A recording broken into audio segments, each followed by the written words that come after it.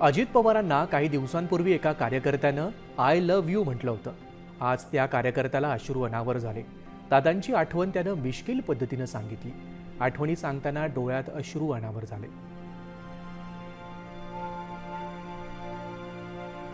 या कार्यकर्त्याने नेमकं काय म्हटलंय जाणून घेतलंय आमच्या प्रतिनिधी वैदेही काणेकर यांनी.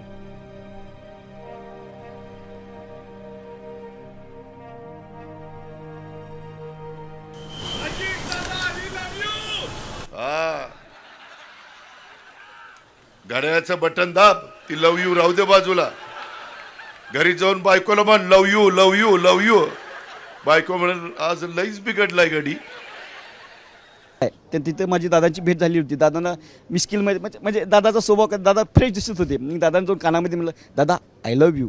मग दादांनी म्हटले पाठीवर, अरे तू मला आय लव्ह यू म्हणण्यापेक्षा तू तुझ्या बायकोला आय लव्ह यू म्हण, तिने आयुष्यभर तुझ्यासोबत खुश राहील. मी तुझ्यासोबत तुझ्या कामावर तो खुशच आहे. मग मी मॅसेज माझ्या पत्नीला पाठवलं आय लव्ह यू. मग माझ्या पत्नीचा मॅसेज आला सेम टू यू. नंतर तिचा मॅसेज आला आज सूर्य कुणी कुणी उगवलेला आहे. मग मी तो मॅसेज माझ्या दादांना पाठवला. दादांनी तो मॅसेज वाचला. दादाचा सोबत तुम्हाला माहीत आहे मोठ्या हा हा म्हणून दादा खूप हसले आणि माझ्या गाला असं मारले.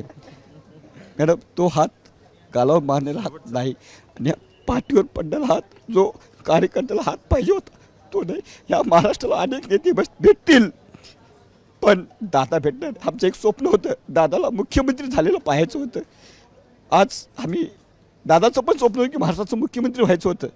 पण आमच्या मनामध्ये सदैव ही गोष्ट टोचत राहील की दादाला आम्ही मुख्यमंत्री झाले आम्ही पाहू शकलो नाही.